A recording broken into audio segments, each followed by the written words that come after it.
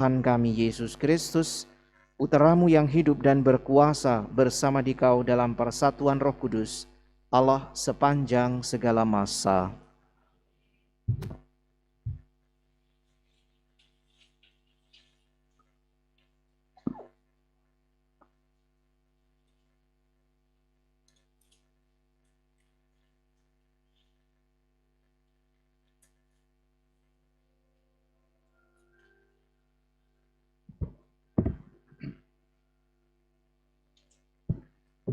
Bacaan dari kitab Yesaya. Beginilah kata Nabi kepada Yerusalem, bangkitlah menjadi teranglah, sebab terangmu datang, dan kemuliaan Tuhan terbit atasmu.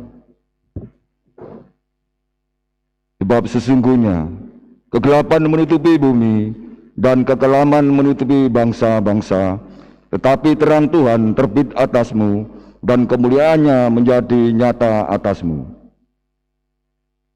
Bangsa-bangsa berduyun-duyun datang kepada terangmu, dan raja-raja menyongsong cahaya yang terbit bagimu. Angkatlah mukamu, dan lihatlah sekelilingmu. Mereka semua datang berhimpun kepadamu. Anak-anakmu laki-laki datang dari jauh, dan anak-anakmu perempuan digendong. Melihat itu engkau akan heran dan berseri-seri, engkau akan tercengang dan berbesar hati, sebab kelimpahan dari seberang laut akan beralih kepadamu, dan kekayaan bangsa-bangsa akan datang kepadamu. Sejumlah besar unta akan menutupi daerahmu, unta-unta muda dari Media dan Eva. Mereka semua akan datang dari Sheba, akan membawa emas dan kemenyan, serta memberitakan perbuatan-perbuatan masyhur Tuhan. Demikianlah sabda Tuhan.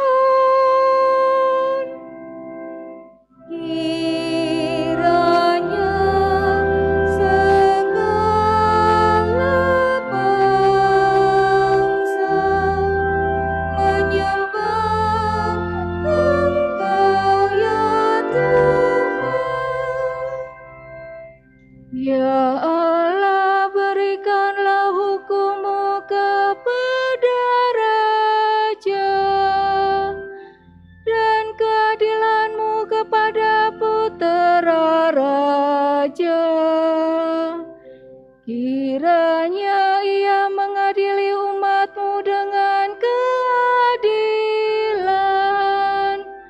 dan menghakimi orang-orang-Mu yang tertindas dengan hukum. Kiranya segala bangsa menyembah Engkau ya Tuhan. Kiranya keadilan berkembang pada zamannya, dan damai sejahtera berlimpah sampai tidak ada lagi bulan. Kiranya Ia memerintah dari laut sampai ke laut, dari sungai Efrat sampai ke ujung bumi.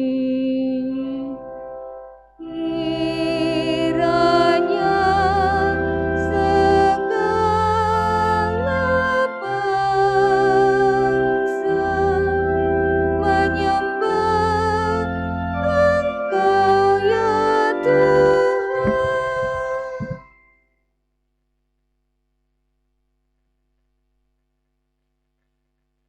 Bacaan dari surat Rasul Paulus kepada jemaat di Efesus. Saudara-saudara, kamu telah mendengar tentang tugas penjagaan kasih karunia Allah yang telah dipercayakan kepadaku demi kamu, yakni bagaimana rahasianya telah dinyatakan kepadaku melalui wahyu. Pada zaman angkatan-angkatan dulu, rahasia itu tidak diberitakan kepada umat manusia, tetapi karena dinyatakan dalam roh kepada para rasul dan para nabinya yang kudus. Berkat perwartaan Injil, orang-orang bukan Yahudi pun turut menjadi ahli waris, menjadi anggota-anggota tubuh, serta peserta dalam janji yang diberikan Kristus Yesus. Demikianlah sabda Tuhan. Syukur kepada Allah.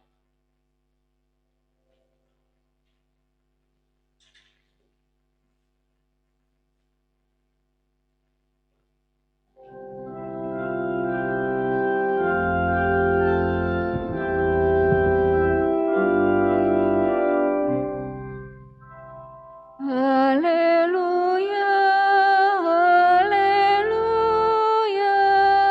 haleluya. Haleluya, haleluya, haleluya. Kami telah melihat bintang Tuhan di ufuk timur, dan kami datang untuk menyembah Dia.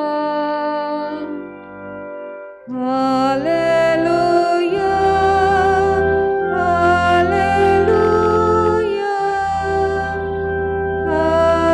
haleluya.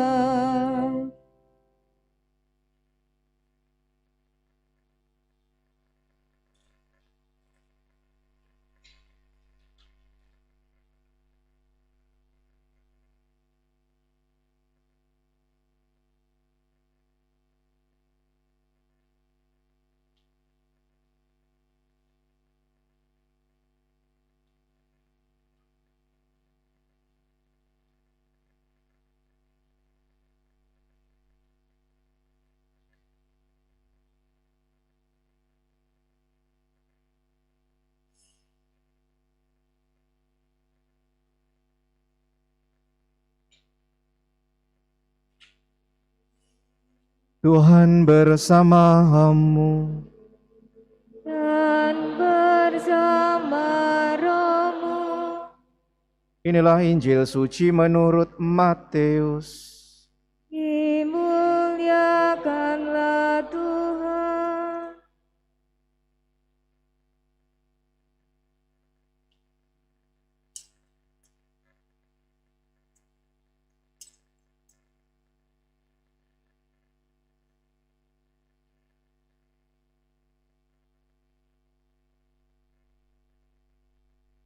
Pada zaman pemerintahan Raja Herodes sesudah Yesus dilahirkan di Bethlehem di tanah Yudea, datanglah orang-orang Majus dari timur ke Yerusalem.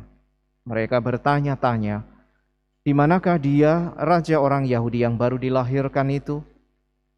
Kami telah melihat bintangnya di timur, dan kami datang untuk menyembah dia.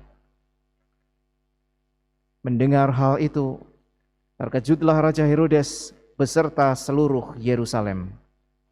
Lalu dikumpulkannya semua imam kepala dan ahli Taurat bangsa Yahudi. Kemudian dimintanya keterangan dari mereka di mana Mesias akan dilahirkan. Mereka berkata kepadanya, di Bethlehem di tanah Yudea, karena demikianlah ada tertulis dalam kitab Nabi. Dan engkau Bethlehem di tanah Yehuda, engkau sekali-kali bukanlah yang terkecil di antara mereka yang memerintah Yehuda, karena dari engkaulah akan bangkit seorang pemimpin yang akan mengembalakan umatku Israel. Lalu dengan diam-diam Herodes memanggil orang-orang Majus itu dan dengan teliti bertanya kepada mereka kapan bintang itu tampak. Kemudian ia menyuruh mereka ke Bethlehem, katanya, Pergi dan carilah anak itu dengan teliti, dan segera sesudah kamu menemukan dia, kabarkanlah kepadaku, supaya aku pun datang menyembah dia." Setelah mendengar kata-kata Raja Herodes, mereka pun berangkat. Lihatlah, bintang yang mereka lihat di timur itu mendahului mereka hingga tiba dan berhenti di atas tempat di mana anak itu berada. Ketika melihat bintang itu, mereka sangat bersukacita. Mereka masuk ke dalam rumah itu dan melihat anak itu bersama Maria, ibunya. Lalu mereka sujud menyembah dia. Mereka pun membuka tempat harta bendanya dan mempersembahkan persembahan kepada anak itu, yaitu emas, dupa, dan mur. Kemudian karena diperingatkan dalam mimpi supaya jangan kembali kepada Herodes, mereka pun pulang ke negerinya melalui jalan lain. Demikianlah sabda Tuhan. Terpujilah Kristus.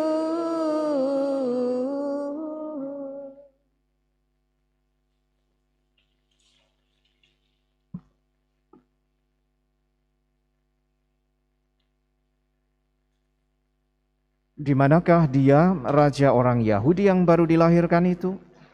Kami telah melihat bintangnya di timur dan kami datang untuk menyembah dia.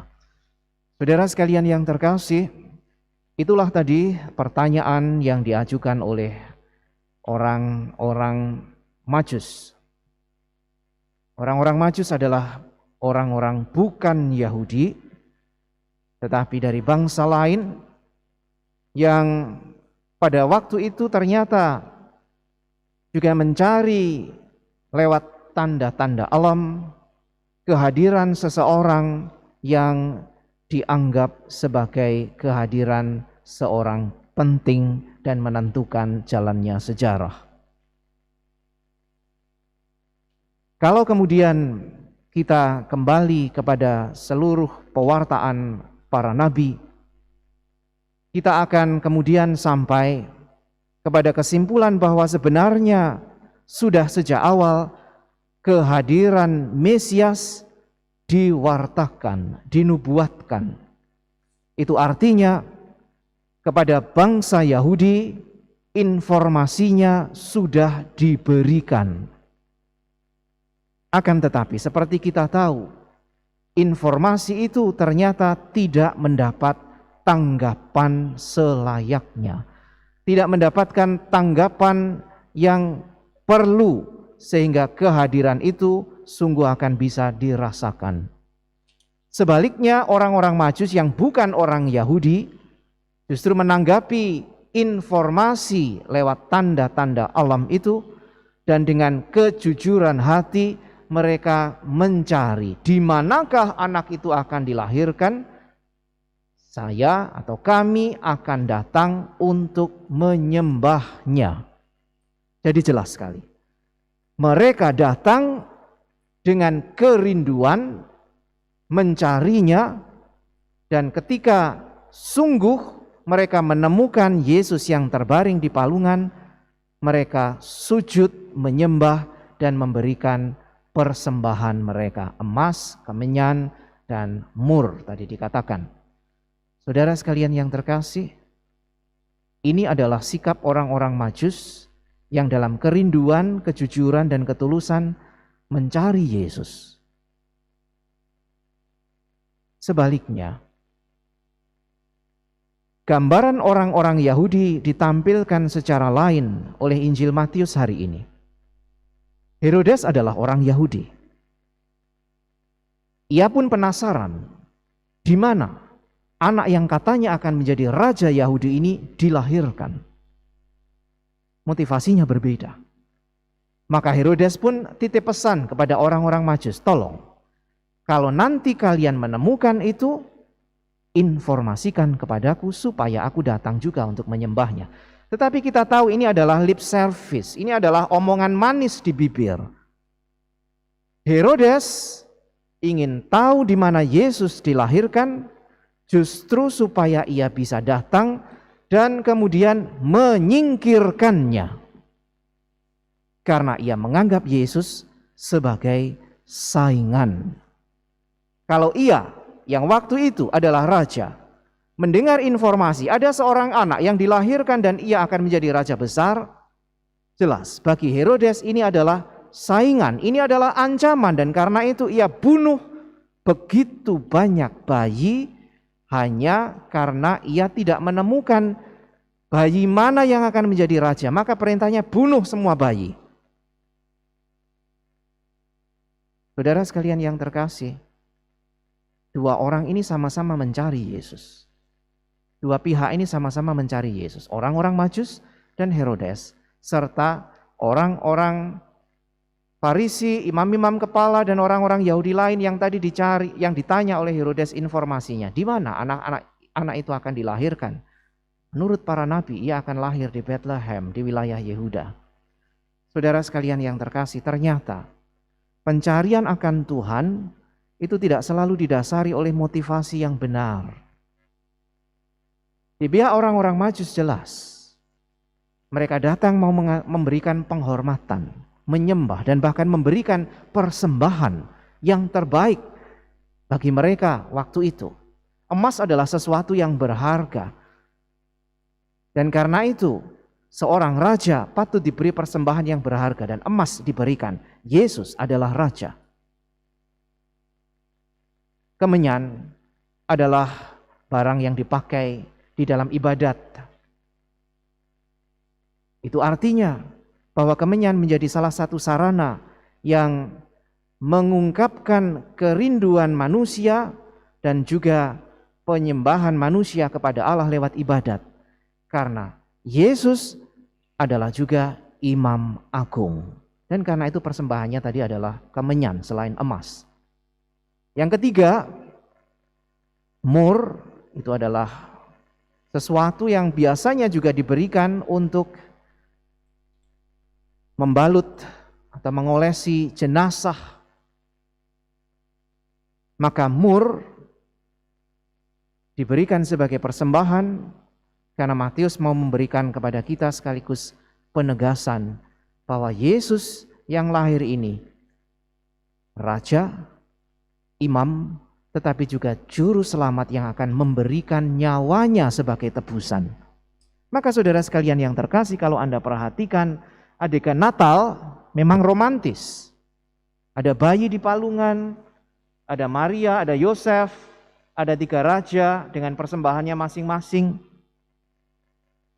Tetapi kalau kita mau melihat lebih dalam adegan Natal ini bukan sekedar adegan romantis, tetapi sebuah adegan yang sudah langsung dengan sendirinya mengatakan kepada kita bahwa Dia yang hari ini terbaring di palungan pada saatnya nanti akan naik di atas kayu salib menjadi tebusan bagi banyak orang.